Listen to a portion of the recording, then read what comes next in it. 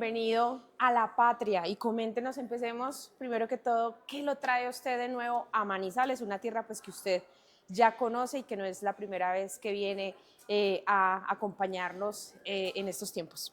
Bueno, no, encantado de estar aquí nuevamente en esta muy querida ciudad donde en tantas ocasiones hemos estado acá hablando de los distintos temas de interés regional y de interés nacional. Hoy venimos con un propósito muy especial, muy específico, además muy cercano a nuestros afectos, y es atender una invitación del senador Guido Echeverry para hablar de un tema que es el más importante hoy en el país y que lamentablemente, por estar en medio de tanta confrontación, de tanta pelea, de tanta acusación, de tanto escándalo mediático todos los días, a veces pasa desapercibido, y es de la nueva realidad de la autonomía territorial de las regiones en Colombia a partir de la reforma constitucional que impulsamos el semestre pasado en el Congreso, y el cual en el Congreso, hay que decirlo, fue un líder indiscutido, el senador de Caldas, Guido Echeverry. Esta es una reforma constitucional que tiene la mayor trascendencia, que va a impactar el funcionamiento del Estado colombiano en los próximos 50 años, que tiene que ser complementada ahora por una ley de competencias, y venimos con expertos y con el propio senador Guido Echeverry a discutir ese tema y a presentarla aquí en la ciudad de Manizales. Usted ha mencionado ahorita que estamos en un momento crítico, por así decirlo, del país. ¿Cómo a través de esa autonomía territorial podemos rescatar o salir un poco de la situación que actualmente atraviesa Colombia? Pues mire, es que Colombia, lo que ha vivido desde la Constitución del 91 hasta hoy, o sea, en 34 años, es un proceso de centralización total. La centralización le ha hecho un enorme daño al país. La centralización ha llevado al fracaso de muchas de las políticas públicas en Colombia. Los ingresos de la nación se concentraron de una manera absurda e inconveniente en el gobierno central. Hoy casi 80 pesos de cada 100 pesos que recibe el Estado central se quedan en el gobierno nacional, y solo el 20% se transfieren a los departamentos y municipios de Colombia. Lo que conseguimos con esta reforma constitucional, que además fue apoyada por todos los sectores políticos, desde la izquierda del pacto histórico hasta la derecha del centro democrático, fue cambiar esa situación.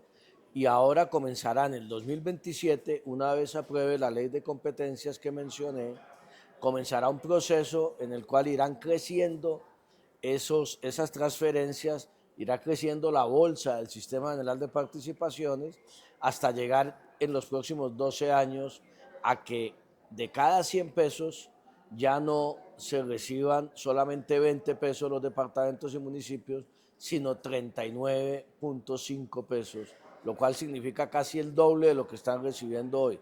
Eso significa, y eso tiene que ver con su pregunta, ¿en qué impacta? Pues que los departamentos y municipios, sus mandatarios elegidos popularmente, van a contar con muchos más recursos y consecuentemente más competencias para las políticas en los departamentos y para resolver los problemas de la gente. Bueno, la semana pasada el partido En Marcha recuperó su personería jurídica y en ese sentido, ustedes, ¿cómo cambia esto el panorama o mejora para las próximas elecciones que se avecinan en el Pues 2026? mire, el partido surge de un grupo de dirigentes liberales, independientes, que quisimos en el año 2018, o sea, ya llevamos 6, 7 años, construir una alternativa política distinta para los colombianos, una alternativa independiente que, defendiendo un ideario liberal como este de la autonomía territorial, de alguna manera fuera mucho más consecuente en apertura democrática, en modernización de la política, en transformación de las costumbres políticas. Y hemos seguido funcionando incluso después de la decisión del Consejo de Estado, que nos había quitado la personería jurídica. El partido sigue funcionando con su bancada en el Senado, sus concejales, sus diputados. Hemos estado permanentemente recorriendo el país, reuniéndonos con las bases, con la dirigencia, con las juventudes, con las mujeres de En Marcha. Obvio, esta decisión de la Corte Constitucional mejora sustancialmente la situación del partido. El partido ha seguido existiendo sin personería jurídica, pero esto nos da la oportunidad ahora con la decisión de la Corte de comenzar a mirar la forma como va a participar el partido con autonomía, de manera directa, sin depender de otras colectividades para el tema famoso de los avales, etcétera, cómo vamos a participar en las elecciones de Congreso y en las elecciones presidenciales del año entrante. El fallo nos tiene muy contentos, siempre hemos respetado la justicia colombiana. En el momento en que el Consejo de Estados pidió un fallo adverso a lo que consideramos nosotros eran los derechos del partido, respetamos ese fallo, dijimos que íbamos a agotar todas las instancias judiciales para defender los derechos de los militantes, de la dirigencia en marcha, el derecho a elegir y ser elegido por haber participado en la coalición Centro Esperanza en sus listas, y finalmente la Corte Constitucional nos ha dado la razón y eso obviamente abre un horizonte bien importante. Bueno, usted va a tener un encuentro también con esos militares de En Marcha, en esos diálogos y teniendo en cuenta lo que acaba de decir, ¿podría aspirar su nombre a esa carrera también por la presidencia? Hoy en Colombia hay superávit de candidatos y déficit de propuestas. Yo prefiero seguir moviendo ideas, seguir moviendo propuestas. No soy candidato presidencial hoy, no hemos tomado una decisión. Esperamos a partir de esta decisión de la personería jurídica convocar una asamblea del partido en los próximos meses y será en ese escenario en donde se tomen las decisiones.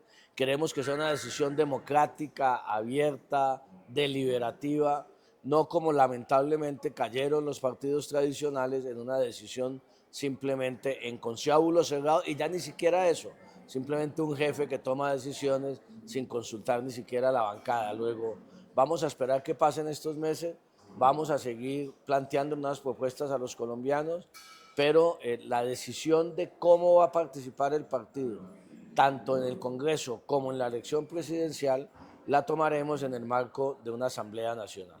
Bueno, usted fue ministro del Interior. ¿Cómo puede evaluar actualmente el gobierno de Gustavo Petro?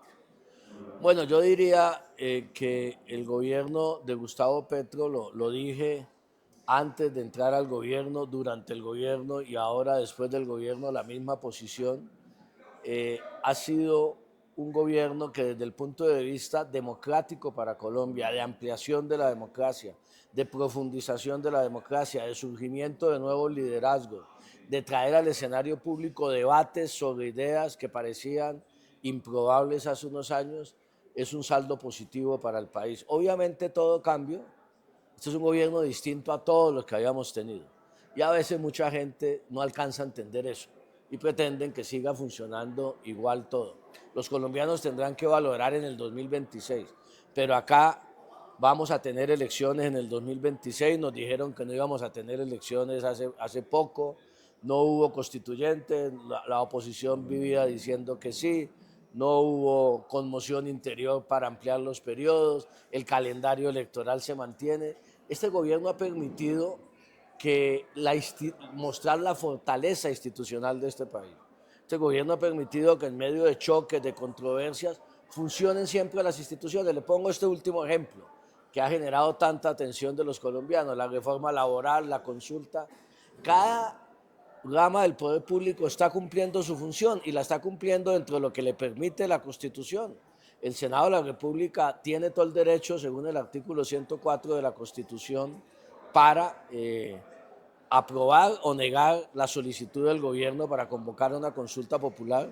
El gobierno, según esa norma, tiene todo el derecho a convocar esa consulta, a pedirle al Congreso que lo apruebe. El Congreso insiste y allí seguirá ese debate. El balance para mí es que desde el punto de vista de la democracia ha sido importante para el país. Obviamente el gobierno ha cometido equivocaciones, el gobierno tiene lunares, tiene fallas en temas importantes para los colombianos. Yo creo que había grandes expectativas que no se han cumplido para los ciudadanos, pero se ha abierto un camino, se ha incluido a muchos colombianos que se sentían excluidos antes de este gobierno, y la democracia en Colombia no va a volver a ser la misma después de este gobierno. Yo creo que va a haber mayor alternancia democrática y eso es bueno para el país.